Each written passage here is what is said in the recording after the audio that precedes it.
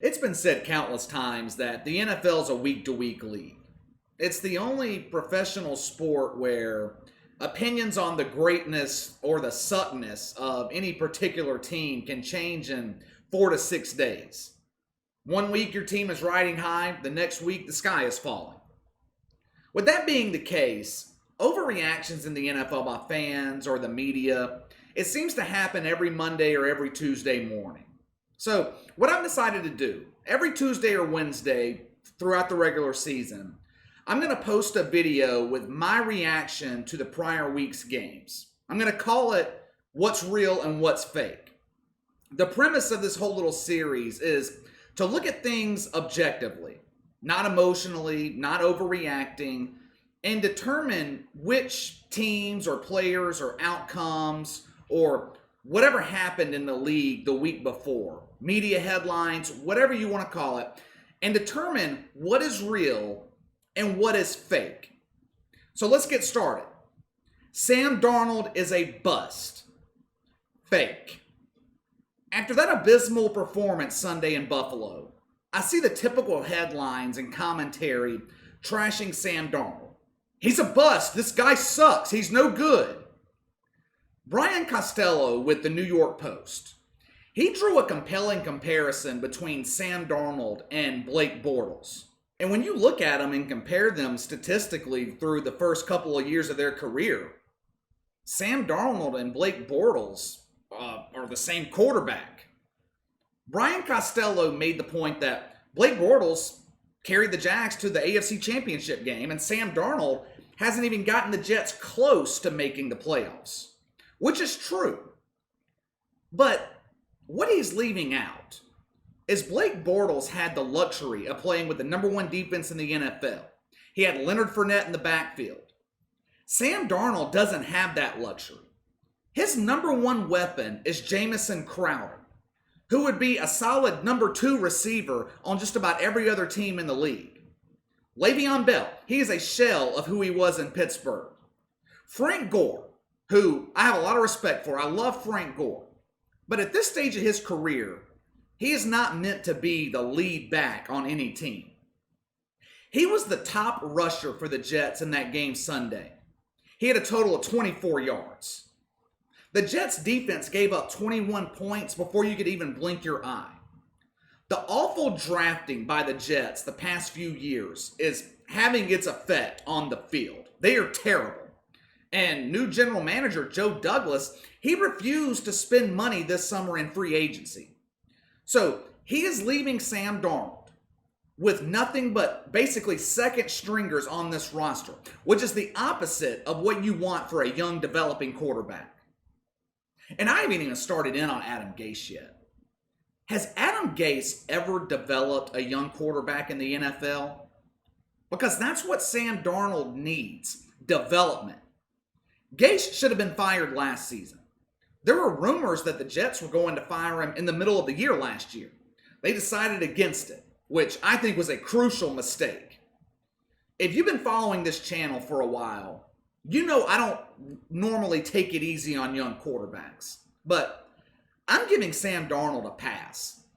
His situation is different than that of Baker Mayfield or Mitchell Trubisky, two guys that I talked about yesterday, who have the benefit of talent around them. Sam Darnold doesn't have that. All right, moving on. The New Orleans Saints are the best team in the NFC. Real. I'm not being a New Orleans homer here, but there's no doubt in my mind that the Saints are the best team right now in the NFC. New Orleans is the most complete team. They have the most continuity. The core of the Saints have been together for years, which is especially important early this season with the lack of preseason. Think about this. New Orleans dominated Tom Brady and the Bucs on Sunday. And Drew Brees was god-awful, at least to Drew Brees' standards. Even though he stepped up when it mattered most and put the game away, the offense was stagnant for a large portion of that game. But that's what makes this team so dangerous. The Saints can beat you in a variety of ways. Against Tampa, it was mostly defense and Alvin Kamara. If you game plan to stop Kamara, they'll go to Michael Thomas or Taysom Hill or Jared Cook or Deontay Harris and special teams. or Emmanuel Sanders, who, by the way, I think both Emmanuel Sanders and Jared Cook are going to have monster years. After Michael Thomas broke records last season, defenses are going to double team him all year. They are not going to let Michael Thomas beat him like he did last year. And in the past, this would have been a real problem for the Saints. That's not the case this year.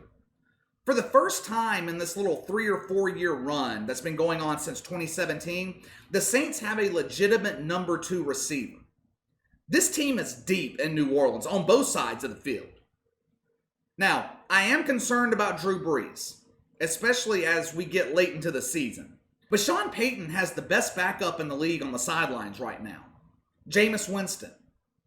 We'll see what happens for New Orleans as the season goes on. But right now, the Saints are clearly the best team in the NFC.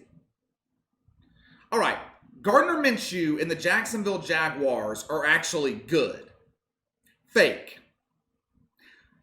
The Minshew Maniacs. It's almost like deja vu. Didn't we go through this same thing at the first part of last season? First 4 or 5 games, Gardner Minshew's playing well. Jacksonville, they beat the Titans, they beat the Broncos. People are claiming that Minshew's the next big thing in the NFL. And then he runs into the Saints defense, gets shut down, and everything fell apart after that. I understand why fans in Jacksonville are somewhat excited. The Colts were heavy favorites going into that game in week 1. Everyone, myself included, thought that Jacksonville was going to tank this season for Trevor Lawrence. Plus, 2 of their next 3 games are against the Dolphins and the Bengals. The Jags could start the season 3-1. Even if they do, they will fall back to their mean eventually. The defense played well against Indy, but they were assisted by Phillip Rivers and his usual back-breaking interceptions. Gardner Minshew's not going to complete 95% of his passes all season. He's not going to complete 70% of his passes all season. This team has traded away or outright released too much talent to play at the level that they did against the Colts on Sunday all season long. A couple of months from now, Jacksonville will assume their rightful position at the bottom of the AFC South.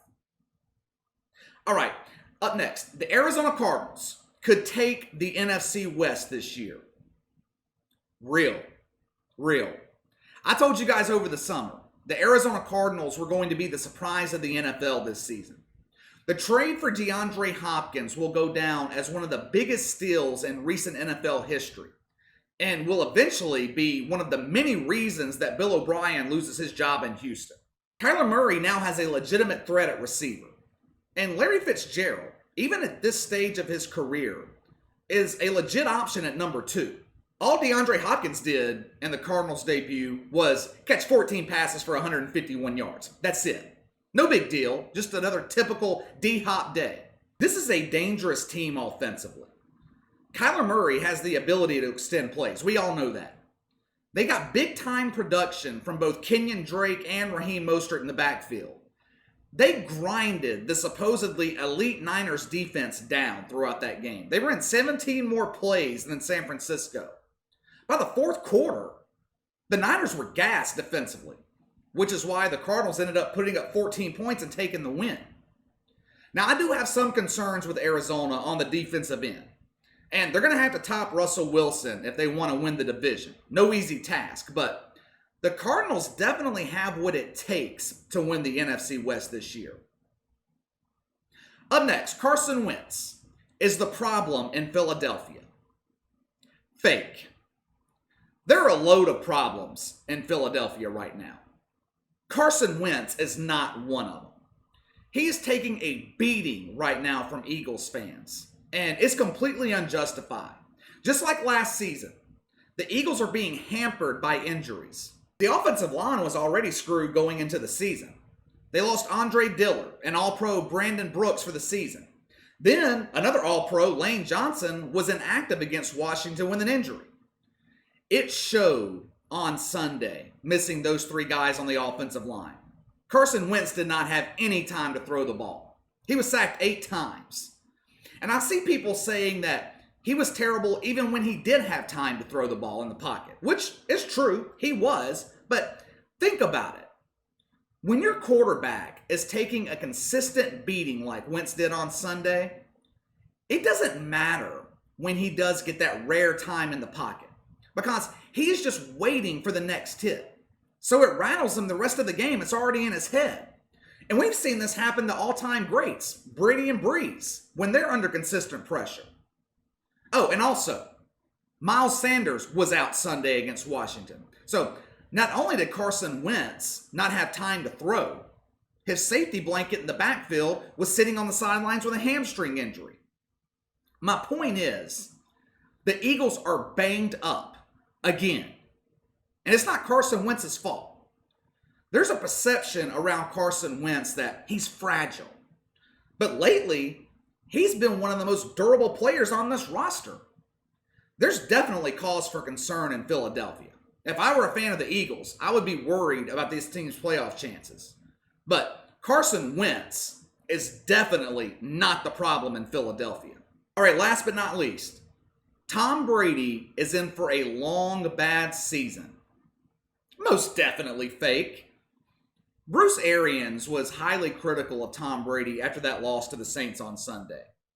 The headline on Boston.com read, "So this is what Tom Brady looks like without Bill Belichick." The headline at Sporting News, "Tom Brady is done." Now, was he bad against New Orleans? Yes. Is this a sign of things to come for Tom Brady in Tampa? No. I realize that he's thrown 2 pick sixes in his last 2 games. I realize Tom Brady is 43 years old and well past his prime. But this thing is going to take some time in Tampa. For the first time in his career, Tom Brady is learning a new coaching staff and their tendencies. He's learning new receivers, new offensive line. He's basically learning a new offense. He didn't have a usual offseason. He didn't have the preseason. Everyone should have known coming into the season that it was going to take 3, maybe 4 games before they begin to hit their stride in Tampa. I think Peyton Manning said it best on ESPN Sunday morning. He said a successful tenure for Tom Brady in Tampa was all about managing expectations. The fan base in Tampa was all excited as soon as they signed Tom Brady. We're going 16-0. But that's just not realistic in the NFL. Like I said earlier, the Saints are the best and most complete team in the division, in the conference. Tampa was never the favorite to win the NFC South. But Tom Brady and the Tampa Bay Bucks will be fine. If there's one thing I've learned watching the NFL since Tom Brady has been in the league, it's never doubt Tom Brady. This dude is one of the most competitive players in the league. He is not going to lose for long. You also have to remember, he is changing a culture in Tampa. This is a franchise and a culture with a long history of losing.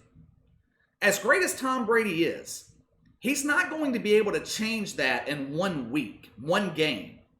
So let's pump the brakes on the career of Tom Brady being over after 1 bad game in week 1. All right, that's all for today. Hit the like and subscribe button. Click the notification bell to receive all notifications from the channel. Leave me a comment in the section below. Let me know where you disagree with me. Am I wrong about the Saints, Carson Wentz, Tom Brady, the Jags and Gardner Minshew? Let me know where you think I'm wrong. You can follow me on Twitter at KC_BTL84. Have any questions, a topic you'd like me to discuss, you can email me at BTLKC84@gmail.com.